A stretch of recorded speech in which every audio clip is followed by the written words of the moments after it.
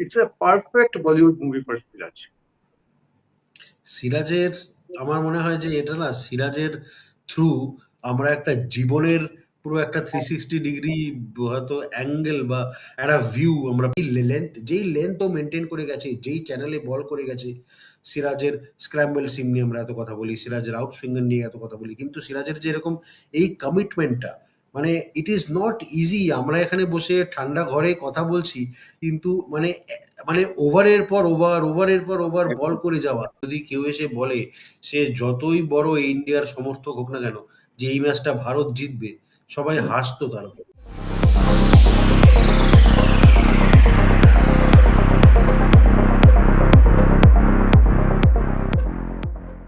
গতকালের অনুষ্ঠানে আমরা আলোচনা করছিলাম যে ফ্রম কেনসিংটন টু কেনিংটন, বার্বাডোসে গত বছর টি-20 বিশ্বকাপ জেতা সে কেনসিংটন ওভালে মধ্যখানে যদিও আমরা চ্যাম্পিয়ন্স ট্রফি চ্যাম্পিয়ন হয়েছি, কিন্তু বার্বাডোসের সেই বিকেলটা বোধহয় এখনো ভারতীয় ক্রিকেট প্রেমীদের স্মৃতিতে বেঁচে রয়েছে।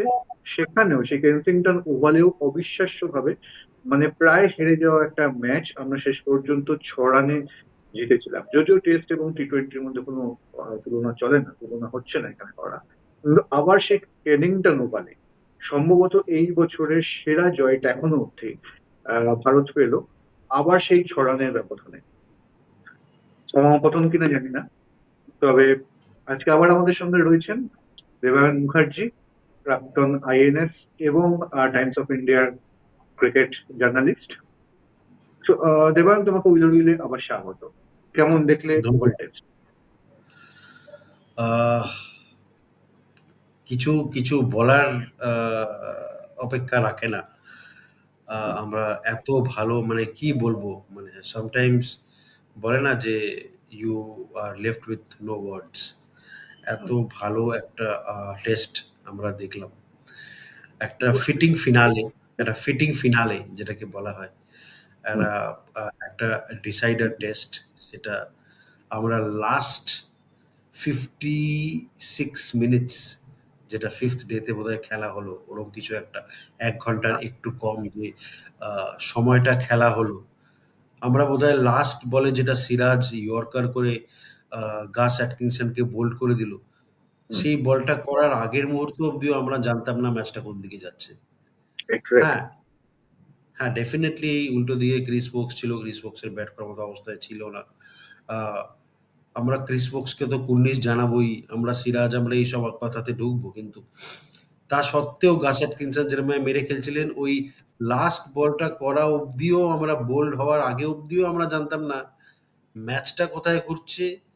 সেই স তা তার সাথে সিরিজটাও কোন দিকে যাচ্ছে। তো একটা এক্স্যাক্টলি, মানে ধরো ইন্ডিয়া যদি একটা উইকেট দূরে ছিল জেতা থেকে, ইংল্যান্ডও কিন্তু একটা হিট দূরে ছিল জেতা ৬ থেকে। টা রান, ৬ টা এক- রান। একদম। ৬ টা রান, এবং গাস অ্যাটকিনসনের টেস্টে সেঞ্চুরি আছে। তো গাস অ্যাটকিনসন অবশ্যই। ভাবে খেলছিলেন।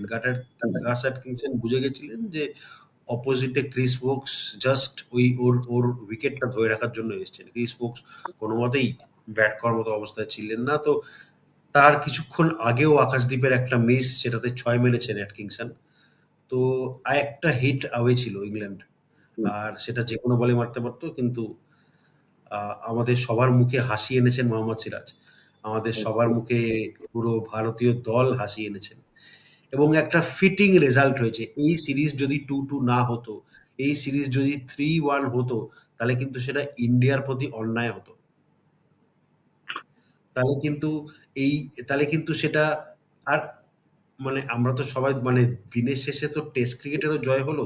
তাহলে কিন্তু সেটা এই টেস্ট সিরিজটার প্রতি অন্যায় হতো। কারণ ঠিক। ভারত যেইভাবে ক্রিকেটটা খেলেছে, কোনো অংশেই ইংল্যান্ডের থেকে কম খেলেনি।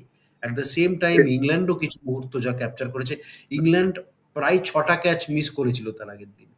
তারপরেও ইংল্যান্ডের এরকম ব্রুক আর রুটের ব্যাটিং, আ আ তো ইংল্যান্ডও ডিজার্ভ করে। তো এটা যদি 3-1 হতো, কোথাও গিয়ে হয়তো মনে হতো যে ইংল্যান্ড কি 3-1 জেতা ডিজার্ভ করে? আমার মনে হয় না।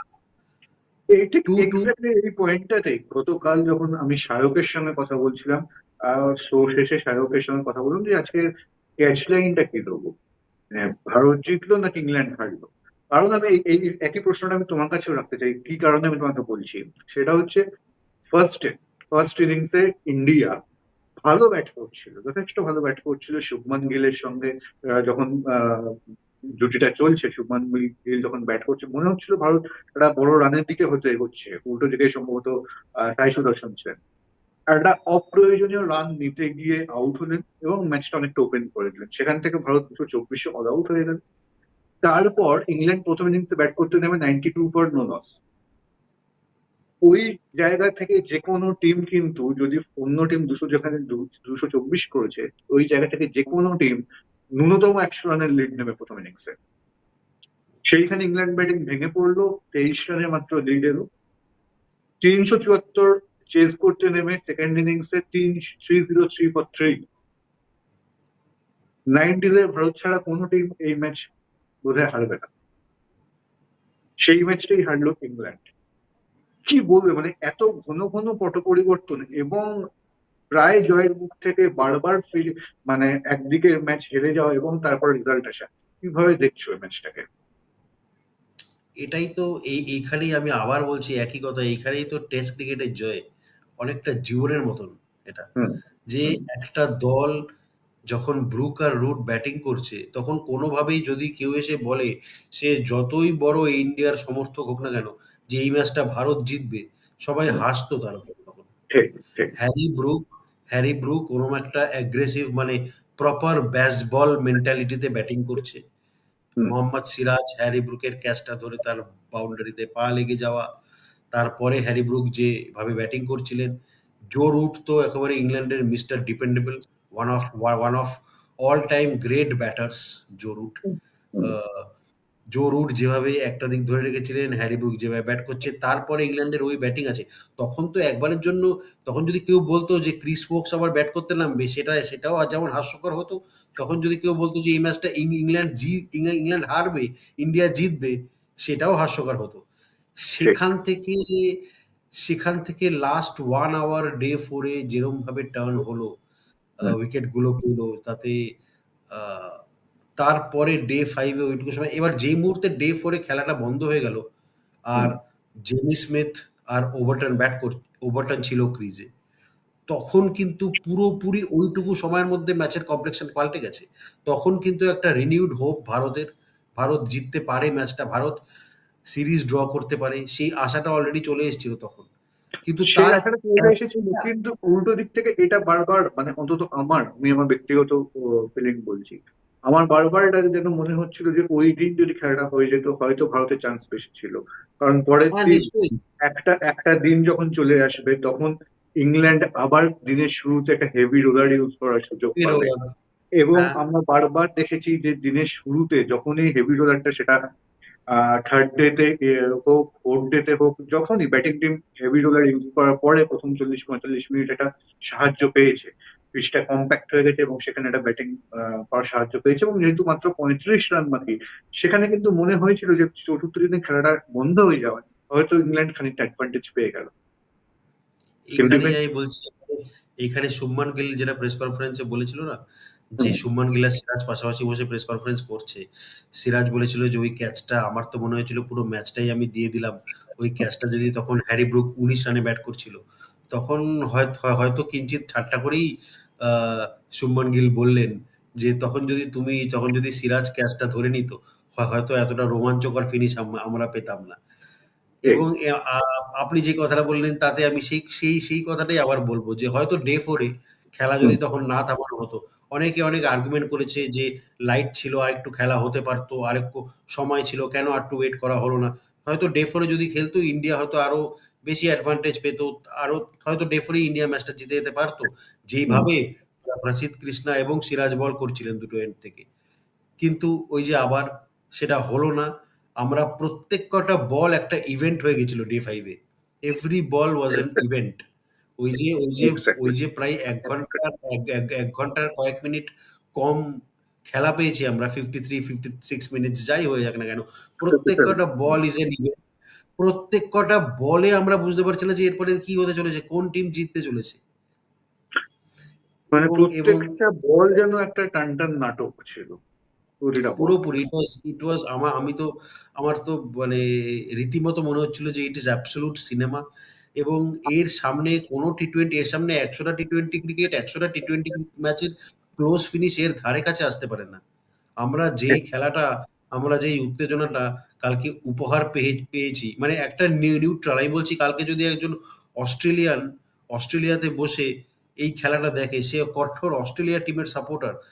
সেও মানে it was such a good game মানে একটা নিউট্রালের জন্য এত ভালো খেলা। মানে হুম, এত ভালো খেলা যে টেস্ট ক্রিকেট এরপরেও যদি আমরা টেস্ট ক্রিকেটের আ আ টেস্ট ক্রিকেট থাকবে কি থাকবে না, টেস্ট ক্রিকেটের অস্তিত্ব নিয়ে ডিবেট করি, সেটাই খুব বোকামো হবে। কারণ টেস্ট ক্রিকেট এটা প্রমাণ করে দিয়েছে যে ক্রিকেটের আল্টিমেট ফরম্যাট কি? সেটা ১০০ বছর আগেও যেটা ছিল, এখনো তাই। একদম, একদম। মানে টেস্ট ক্রিকেটের একটা বড় বিজ্ঞাপন হয়ে থাকলো এই পুরো এন্টায়ার সিরিজটা। একেবারে পুরো সিরিজটা একেবারেই তাই। পুরো সিরিজটা এই ম্যাচটা শুধু নয়, আমরা কি সব খেলা দেখেছি মানে এই পুরো এক্সাক্টলি। আমি এবং আমি আমি সিরিজ নিয়ে এক্ষুনি আলোচনা করতে চাইছি না, কারণ যেহেতু সিরিজ নিয়ে আমাদের অন্য একটা এপিসোড আছে তোমার সঙ্গে। তো আমি সিরিজ নিয়ে অবশ্যই আলোচনা করবো, কিন্তু তার আগে তুমি আমাকে বলো যে সেই 6 রানে আমরা ম্যাচটা জিতলাম। আমরা বারবার, এবং তুমিও বারবার বলেছো যে কোথাও একটা মনে হয় এই ভারতের 20টা উইকেট তোলার মতো বোলার প্রয়োজন প্রথম একাদশে। সেখানে ওয়াশিংটনের থেকে Kuldeep Yadav better choice in any day wicket তোলার বিষয়। সেখানে আমরা কিন্তু 6 রানে ম্যাচটা জিতলাম, যেখানে ভারতের লাস্ট ব্যাট এবং ভারতের টেল এন্ডারদের ব্যাটিং নিয়ে বারবার সমালোচনা করা হয়েছে। সেখানে এই টেস্টে আকাশদ্বীপের নাইট ওয়াচম্যান হিসেবে আসা 66 রানের ইনিংসটা ইভেঞ্চুয়ালি খুব গুরুত্বপূর্ণ হয়ে গেল। এবং দ্বিতীয় ইনিংসের শেষ উইকেটে যে 39 রানের যে পার্টনারশিপ এবং যার সিংহভাগ রানটাই এসছে ওয়াশিংটন সুন্দরের ব্যাট থেকে, তোমার কি মনে হবে ইট ওয়াজ আ রাইট কল? আজকে দিনে দাঁড়িয়ে কি মনে হচ্ছে? হ্যাঁ, আমরা যে আলোচনাগুলো করেছি এবং শুধু আমরা নয়, অনেক জায়গাতে এই আলোচনা হয়েছে। আমরা হয়তো কোথাও গিয়ে ভুল প্রমাণও হয়েছি। এবং সেইখানে ভুল প্রমাণ হতে আমার কোনো মানে দ্বিধা নেই হয়তো বা আমরা ভুল প্রমাণ হুম, হয়েছি। ওয়াশিংটন সুন্দর যেভাবে খেলেছেন এবং আমরা একসময় ফার্স্ট টেস্ট, সেকেন্ড টেস্ট ওইসব নিয়ে আমরা আলোচনা করছিলাম। থার্ড হুম। টেস্ট যে ইন্ডিয়ার কোথাও গিয়ে জাসপ্রীত বুমরা ৩ টে ম্যাচ খেলবে, আমাদের কি হবে? কিন্তু আমাদের আরেকবার হয়তো মোহাম্মদ সিরাজ ভুল প্রমাণ করেছে। ওয়াশিংটন মোহাম্মদ সুন্দর সিরাজ।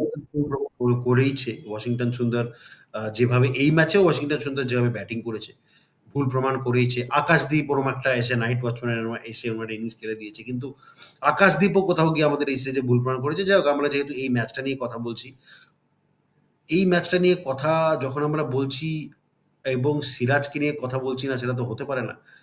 এক্স্যাক্টলি। সিরাজ আমি সিরাজ, যদিও এই ম্যাচ তুমি মনে করে দেখো, একটু টাচ করতেই হচ্ছে আমার অন্য ম্যাচ, সেটা হচ্ছে লর্ডসে ওই রকম একটা লাস্ট, মানে ওই রকম একটা মুভমেন্ট, ওই রকম একটা সলিড ডিফেন্স করার পরেও বলটা উইকেটে লেগে গেল। এখানে আগের দিন যেখানে ম্যাচটা ওই সময় যদি না ব্রুকের ক্যাচটা নিয়ে নিতে পারতেন তিনি, ম্যাচ ওখানেই হয়তো শেষ হয়ে যেত কোথাও একটা। এবং এবং তারপরে সেইখান থেকে পঞ্চম দিনের নায়ক মোহাম্মদ সিরাজ, অবশ্যই তার পুরো সিরিজের কৃতিত্ব কোথাও কমে নাই তাই। এবং সেই জায়গা থেকে মানে একদম পারফেক্ট বলিউডের সিনেমা যেন, মানে কোথাও যেন ফার্স্ট হাফে বা তার আগে প্রথম দিকে নায়ক মার খাচ্ছে, মানে যেরকম আমরা 80 বা 90 দশকের মুভি দেখতাম। তারপর সেখান থেকে একদম শেষে এসে নায়ক সবাইকে হারিয়ে দিল, মানে মেরে দিয়ে বেরিয়ে গেল। It's a perfect Bollywood movie for Siraj. সিরাজের আমার মনে হয় যে এটা না সিরাজের থ্রু আমরা একটা জীবনের পুরো একটা 360 ডিগ্রি হয়তো অ্যাঙ্গেল বা একটা ভিউ আমরা পেয়েছি। আমার খুব ভুল না করে থাকলে ১ম টেস্ট, সেকেন্ড টেস্টে সিরাজের আমরা খুব একটা উদ্ধত রূপ দেখেছিলাম। হুম, যেখানে সিরাজ ভীষণ অ্যাগ্রেসিভ, যেখানে সিরাজের সঙ্গে বেন ডাকেটের ঝামেলা। আ হুম, যেখানে সিরাজ হয়তো অত ভালো বল করেনি যতটা সিরাজের ক্যাপাবিলিটি আছে। মোহাম্মদ সিরাজ তো এটা প্রমাণ করে দিয়েছে আরেকবার যে he is a world class bowler. He is a hmm, world class bowler. Mohammed সিরাজের যে ওয়াবল সিম ডেলিভারিটা আছে, স্ক্র্যাম্বল সিম ওটা কতটা effective and at the same time Mohammed সিরাজের একটা ডেডলি আউটসুইঙ্গার আছে। Hmm. The very deadly outswinger to the right hander যেটা লেফট হ্যান্ডারদের ইনজুইং আ হিসেবে কাজ করে। সেটা সিরাজের so he is a world class bowler. আমরা সবসময় এটা বলি যে সিরাজ একটা ওয়ার্ক হর্স। সিরাজের যা খাটার ক্যাপাবিলিটি আছে। সিরাজ মানে পরপর এসে বল করে যাচ্ছে, পরপর ওভার বল করে যাচ্ছে সেম ইন্টেন্সিটিতে। But at the same time he is a very skillful bowler. খুব স্কিলফুল Absolutely. একজন বোলার। খুব মেধাবী বোলার। মনোযোগ দিয়ে বোলিংটা করেন। তো সেইটা হয়তো কোথাও গিয়ে প্রথম দিকে ফুটে উঠছিল না। প্রথম দিকে ফোর ফ্রন্টে আসছিল না। আমরা একটা সিরাজের অ্যাংরি, খুব অ্যাগ্রেসিভ, খুব অতটা হয়তো স্যাটিসফাইড নয় রূপটা দেখছিলাম। সেখান থেকে লজ্জে সিরাজের ব্যাটিং এ লজ্জে ওই ভেরি আনফরচুনেট ব্যাটে লেগে উইকেটে লেগে যাওয়া, সিরাজ এরকম ভাবে হাঁটু গেড়ে এরকম ভাবে বসে পড়া। তারপরে আমরা সিরাজের ওই ক্যাচ ধরে সিরাজের পা ফেন্সে লেগে গেল। তারপরে সিরাজ এরকম ভাবে মুখ ঢেকে কিছুক্ষণ দাঁড়িয়েছিলেন। ঠিক তার পরের দিন ওরম একটা স্পেল, ৫টা উইকেট। তার আগেও সিরাজ ফার্স্ট ইনিংসে ৪টে উইকেট নিয়েছেন। ৫টা উইকেট এবং লাস্ট মানে সিরাজের বলে লাস্ট উইকেটটা ইন্ডিয়ার জয়। সিরাজ আ বিরাট বড় ক্রিস্টিয়ানো রোনাল্ডোর ফ্যান। ক্রিস্টিয়ানো রোনাল্ডোর রূপান্তরিতভাবে সিরাজ ওরমভাবে সেলিব্রেট করা। ইট ইস আ ফেয়ারি টেল। ইট ইস আ ফেয়ারি টেল যেটা আমাদের শেষে গিয়ে আরেকবার দেখালো যে তুমি যদি ক্রমাগত পরিশ্রম করে যাও, সাফল্য আসবেই দিনের শেষে, এবং সিরাজের কিন্তু সাফল্যটা রূপান্তরিত হলো দিনের শেষেই। এক্স্যাক্টলি, এবং যেটা কালকে শুভমান গিল প্রেস কনফারেন্সে বলেছে যে টেস্ট ক্রিকেট এই কারণেই সেরা, কারণ সে সবসময় একটা সেকেন্ড সুযোগ দেয়। আর সেই সেকেন্ড সুযোগটাই যেন দুহাত বাড়িয়ে গ্র্যাব করেছেন মোহাম্মদ সিরাজ, এবং সেই কারণেই আজকে আহ, চারিদিকে মোহাম্মদ সিরাজ, সমস্ত আলোচনায় সমস্ত জায়গায় মোহাম্মদ সিরাজ। একেবারেই। এবং মোহাম্মদ সিরাজ যখন ডেলিভার করেছেন ভারত কিন্তু ম্যাচ জিতেছে। আমরা একদম। মনে করতে পারি ২০২১ যে ফেমাস গ্যাবা টেস্ট, যেই গ্যাবা টেস্টটা ইন্ডিয়া জিতলো, হুম, হুম, হুম। ফেমাস ভিক্টরি, একদম ঋষভ পান্থের একটা ভালো ভালো নক। সেখানে কিন্তু সিরাজের ৫টা উইকেট ছিল। সিরাজ অ্যান্ড শুধু উইকেট ছিল ফার্স্ট ইনিংসে, যেটা জিতেছে। একদম এখানেও তাই। এবং এখানেও এবং তাই সবকটা ক্ষেত্রে সিরাজ কিন্তু বোলিং ইউনিটটাকে লিড করেছে। করেছে। অ্যান্ড আমি বারবার আমরা এটা এই বলতেছি আলোচনা যে এই সিরাজের আলোচনার কথা আমরা অন্যরকম বোলার হয়ে যায় হ্যাঁ, যখন এই ওকে। আলোচনার কথা আমরা কোথাও আগেও করেছিলাম। এই আলোচনা তখন আপনি বোধহয় বলছিলেন যে সিরাজের লিডারশিপ ক্যাপাবিলিটিস। হুম, হুম। সিরাজ বুমরা না খেললেও কিন্তু মানে সিরাজ এটা নিজের উপর নিয়ে নেয় যে এবার আমাকেই এই অ্যাটাকটাকে লিড করতে হবে। আর সেই সময় সিরাজ অন্য সিরাজ হয়ে যায়। অন্য সিরাজ হয়ে যায়। Siraj mid on, mid of ওই সাইডে ফিল্ডিং করে সবসময় আকাশদীপের সঙ্গে কথা বলছে, প্রসিদ্ধ কৃষ্ণার সঙ্গে কথা বলছে। আগের টেস্টে আমরা দেখেছি আনসুল কাম্বোজের সাথে। এবং একটা বোলার যে ২০০ র কাছাকাছি ওভার বল করেছে। 185.3 না এরকম কিছু ওভার বল করেছে। কত ১০০০, ১১০০ কত ডেলিভারিজ তাতে। এবং একবারও কিন্তু ওর ইনটেনসিটি ড্রপ করেনি। শুধু না, এই ম্যাচের কথা বলছি না। একবারও একদম। ইনটেনসিটি ড্রপ করেনি। সিরাজের লাইন হয়তো ভেরি করতে পারে, বাট ইন- ইম্পেকেবল লেংথ, এবং যার কমিটমেন্ট। লেংথ এবং কমিটমেন্ট, যেই লেন্থ ও মেইনটেইন করে গেছে, যেই চ্যানেলে বল করে গেছে। সিরাজের স্ক্র্যাম্বল সিম নিয়ে আমরা এত কথা বলি, সিরাজের আউট সুইঙ্গার নিয়ে এত কথা বলি। কিন্তু সিরাজের যে এরকম এই কমিটমেন্টটা, মানে ইট ইস নট ইজি। আমরা এখানে বসে ঠান্ডা ঘরে কথা বলছি, কিন্তু মানে ওভারের পর ওভার, ওভারের পর ওভার বল একদম। করে যাওয়া। এবং এই ওরকম পোসে তুমি ওই যে ১৮৫ ওভারের কথা বললে, ১১০০ ডেলিভারি কথা বললে, এবং সেখানেও দাঁড়িয়ে দেখো গতকালও বল করেছে 90 মিনিটসে। অ্যামেজিং। একদম অ্যামেজিং। কোনো অ্যান্ড কোনো ওয়ার্কলোড ম্যানেজমেন্টের প্রয়োজন নেই, কোনো বিশ্রামের না, প্রয়োজন নেই। পরের না, পর ম্যাচ খেলে যাচ্ছে, সেই বিজিটিতে 5টা টেস্ট, মধ্যিখানে আইপিএল, তারপর চ্যাম্পিয়ন্স ট্রফি, না চ্যাম্পিয়ন্স ট্রফি ছিল না, মধ্যিখানে আইপিএল, তারপরে আবার এই 5টা টেস্ট। কোনো বিশ্রামের কিন্তু প্রয়োজন নেই লোক ছেলেটা, যখনই প্রয়োজন তখনই ডেলিভার করছে। একদম। এবং এইটা কিন্তু একটা সিরাজ যে মেন্টালি কতটা স্ট্রং সেটারও প্রমাণ দেয়। হুম। আ মেন্টাল স্ট্রেংথ না থাকলে কিন্তু এরকম এরকম দিনের পর দিন ধারাবাহিকভাবে পারফরম্যান্স দেওয়া পসিবল নয়। এবং এই সিরিজের ১ম দিকে যখন সিরাজ সেরকম সাফল্য পাচ্ছিলেন না, সিরাজ হয়তো কিছুটা মার খাচ্ছিলেন, তখনও কিন্তু সিরাজের মেন্টালি সিরাজ নিজেকে স্ট্রং রেখেছেন। আমরা এবং কালকে সবচেয়ে বড় শুনেছি। কথা হচ্ছে কখনো কাঁধ ঝুলে যায় না সিরাজের। না, না, আমরা সিরাজকেই বলতে শুনেছি যে সিরাজ যখন 5th ডে খেলার আগে রাতে ঘুমোতে গেলেন, তিনি বলছেন, "আমার কোথাও মনে হয়েছিল যে আমি ক্যাচটা ফেলে দিয়েছি কিন্তু আমিই টিমকে জেতাবো। আমিই ঠিক। কামব্যাক করাবো এবং আমি এই দলকে জেতাবোই।" তার পরদিন সকালে উঠে উনি ক্রিস্টিয়ানো রোনাল্ডোর একটা ওয়ালপেপার মোবাইলে রাখেন। দিল্লি। যাতে লেখা ছিল বিলিভ। আ অসাধারণ! হয়তো মনে হবে যে সত্যিই কোনো একটা ছবি, কোনো একটা ফিল্মের থেকে ফিল্মের অংশ উঠে এসে আমরা দেখছি সিরাজকে।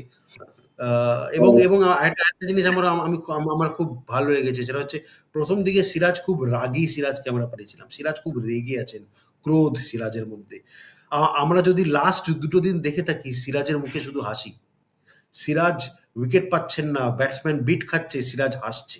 সিরাজ কিন্তু সেই মানে কটমটে চোখে জেমি স্মিথের দিকে তাকাচ্ছে না। সেইভাবে সিরাজ হ্যারি ব্রুকের দিকে তাকাচ্ছে না। বেন ডাকেটের সঙ্গে প্রায় কাঁধে কাঁধ লাগিয়ে ঝামেলা করছে না। বরং সেখানে সিরাজ একটা তাচ্ছিল্যের হাসি হয়তো সেখানে ব্যাটসম্যানের একটা দিকে। তাচ্ছিল্যের হাসি হয়তো সিরাজের মুখে এবং মানে একটা পুরো বলে না, পুরো মানে একেবারে সিরাজের এটা একটা পুরো 360 ডিগ্রি অফ মোহাম্মদ সিরাজ হয়তো আমরা একটা সিরিজে দেখতে পাচ্ছি। যেখান থেকে প্রথমত সিরাজের অতটা সাফল্য পাচ্ছে না।